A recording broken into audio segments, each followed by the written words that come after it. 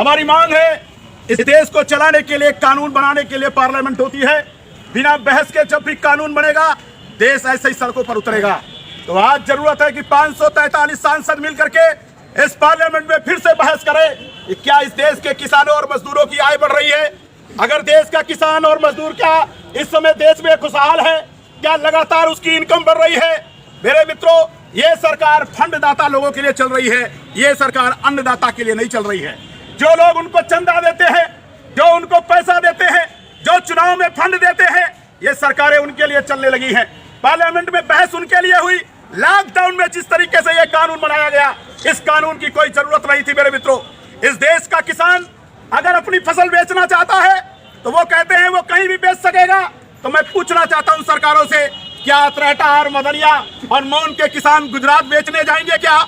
ये फरुखाबाद पहुंचेंगे क्या? ये किसान कहां खरीदेगा? ये अपना काम, ये जो बड़ी बड़ी कंपनियां खरीदने के लिए आ रही है, हमारे ही देश का किसान का अनाज खरीद करके और जितना चाहेंगे उतना स्टोर करेंगे और बाद में हमारे ही देश के लोगों को अपने मन माफिक उसी अनाज को वापस भेजने का काम करेंगे।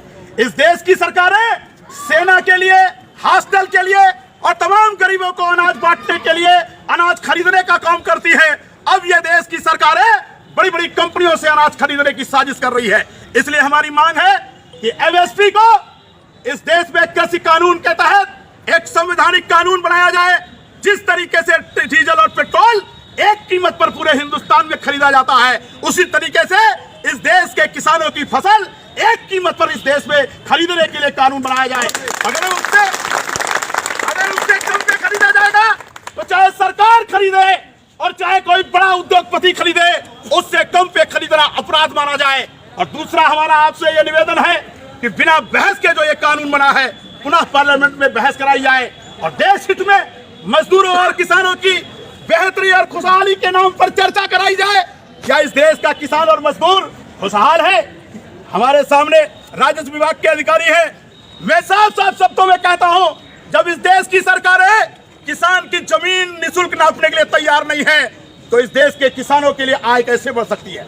जब दो भाई आपस में हथबरारी के लिए मुकदमा करते हैं तो देश की सरकारें उनसे खजाने में पैसा जमा कराती है। ये कैसा कानून बना दिया कि जिसमें कोई खर्च नहीं आता, सिर्फ लेखपाल और कानून को, जिसको सरकार हमारे टैक्स से तनख्वाह देती है, उस खेत को भी नापने के लिए सरकारें तैयार नहीं है। कैसा देश बना दिया। हमारी जमीन को नापना है तो पहले इस देश का किसान भूखा नंगा वो घर से चलता है, तो सरकारी खर्च में जितना जमा करेगा तो जमा ही करेगा।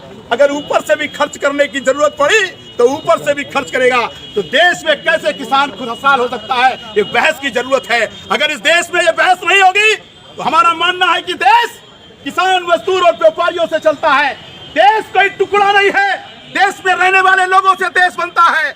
जो किसान है, जो मजदूर है, जो व्यापारी है, जो छोटे कारोबारी है, जो ठेला लगाते हैं, जो गुमटा लगाते हैं, जिनके पास खेत नहीं है, दूसरे के खेतों में मजदूरी करते हैं, जिनके पास 10 बिस्वा खेत है, किसी के पास तो खेत भी नहीं है।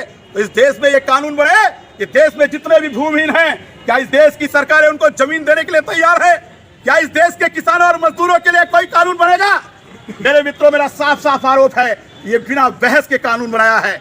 इसलिए हमारी मांग है कि शरत पर न सही, लेकिन हम ये मांग करने आए हैं राष्ट्रपति महोदय से, उनके पास ये अधिकार है कि ऐसी स्थिति में वो विशेष काल में सत्र का आह्वान करें और पार्लियामेंट में बहस करावें। इस देश के किसान और मजदूर की आय कितनी बड़ी है और कैसे बढ़ सकती है। मेरा मानना है, किसान जब खुशहाल होता है तो वकील को भी अपनी फीस देता है। जब किसान खुशहाल होता है तो अधिकारी कर्मचारी को भी पैसा देता है। जब किसान खुशहाल होता है तो डॉक्टर को भी पैसा देता है। जब किसान खुशहाल होता है तो बच्चों की पढ़ाई का भी पैसा देता है। जब किसान खुशहाल होता है तो व्यापारियों से सामान खरीदता है। जब किसान खुशहाल होता है तो दारू पीने में भी सरकार को टैक्स मिलता है। इस देश की सरकार, हम जब दारू पीते हैं तो सरकार उसमें भी टैक्स लेती है। तो मेरे मित्रों, आज इस देश की हालत ऐसी हो गई है, इसलिए हम मांग करने आए हैं। हमारे सामने तहसीलदार महोदय हैं, एसडीएम साहब के प्रतिनिधि के रूप में हमारे बात में आए हैं। हमारी ये मांग है, अगर ये मांग हमारी न मानी गई और आज मैं जानबूझ करके इस सड़क पर क्यों उतरा हूं, इसका भी मैं खुलासा करना चाहता हूं। आज सरकार ने अखबार में ये छपाने का काम किया कि जो किसान मजदूर अपनी आवाज उठा रहे हैं, ये साजिश हो रही है। यानी इस देश का कोई किसान और मजदूर उठाएगा तो उसको साजिश बताया जा रहा है। इसलिए अब इस देश का किसान मजदूर आज तो सांकेतिक रूप से यहाँ पर कहने आया है। अब हम लोग घरों में, गांव गांव, गली कुचे में जा करके इस आवाज को उठाने का काम करेंगे और पर्दाफाश की लड़ाई होगी कि क्या इस देश का किसान मजदूर अपनी आवाज उठाएगा तो क्या उसको जो है साजिश कहा जाएगा। हमने जो ज्ञापन भेजा है सेवा में महामहिम राष्ट्रपति महोदय, जो सेंटर खुले हुए उसके जो बताओगे कि क्या केवल यही धान खरीदा जाता है, दूसरा पैदा किया दूसरा धान और लिया नहीं जाता है, उसका कोई नियम कानून उसका भी है, कब लिया जाए।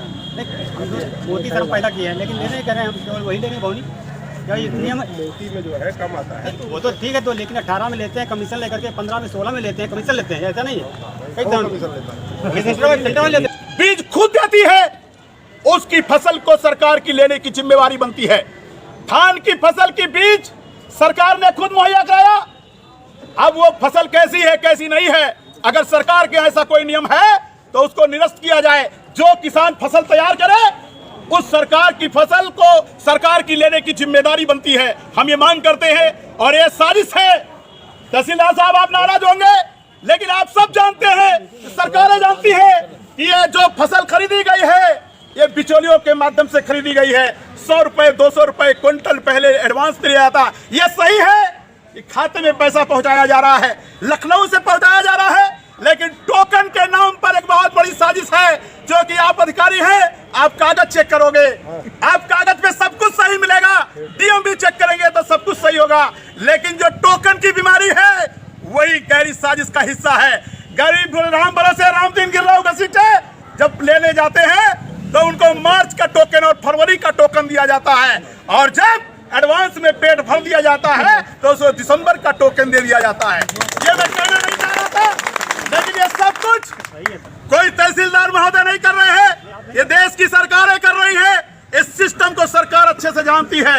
ये टोकन प्रणाली इस साजिश का हिस्सा है, इसमें सरकार को बदलना चाहिए। ये सही है कि खाते में पैसा जाता है, लेकिन जो खरीद हो रही है उसमें 200 रुपए 300 रुपए एडवांस में पहले खरीद होती है। लेकिन हम इसको भी नहीं कहना चाहते, हम तो ये कहना चाहते हैं इस देश में कानून बनने से पहले बड़े बड़े पूंजीपतियों के बहुत बड़े बड़े स्टोर पंजाब और हरियाणा में कैसे बना दिए गए, या ये साजिश हुई कि देश में कानून बनने से पहले उसका खुलासा कर दिया गया। ये बहुत बड़ा संसद के साथ खिलवाड़ हो रहा है। हम इस साजिश के खिलाफ आए हैं। मेरी मांग है कि किसानों की दुर्दशा पर पार्लियामेंट में बहस बुलाई जाए। सुशील पासी अकेले इसके लिए काफी नहीं है, 543 के लिए जिम्मेदार है। हम प्रधानमंत्री जी को भी जिम्मेदार नहीं मानते, हम इस देश के 543 सांसदों को मानते हैं। देश प्रधानमंत्री का कानून प्रधानमंत्री नहीं बनाता, देश पार्लियामेंट बनाती है। अगर प्रधानमंत्री के साथ लोग वहां पर ताली बजाने के लिए अगर गए हैं तो ऐसे ही कानून बन जाते हैं। इसलिए मेरे मित्रों, मैं आपसे कहना चाहता हूं 543 सांसदों का घेराव भी हम लोग करने का काम करेंगे। इसलिए आज जो ये मांग है हमारी वो कृषि बिल के विरोध में है। अवगत कराना है कि कृषि बिल संसद में बिना बहस चर्चा के पारित कराकर कानून बना दिया गया। 543 के लिए विशेष सत्र बुलाया जाए, ये हमारी पहली मांग है। लॉकडाउन में कानून बनाना, 5 जून को अध्यादेश जारी किया जाता। जब देश लॉकडाउन में था, देश संकट में था, तो किस किसान ने आवाज उठाई कि ये कानून जरूरी है? ये साजिश का हिस्सा है। लॉकडाउन में कानून बनाना गहरी साजिश का हिस्सा है।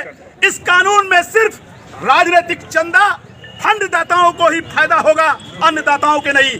देश में कौन कौन उद्योगपति हैं जो राजनीतिक दलों को फंड देते हैं?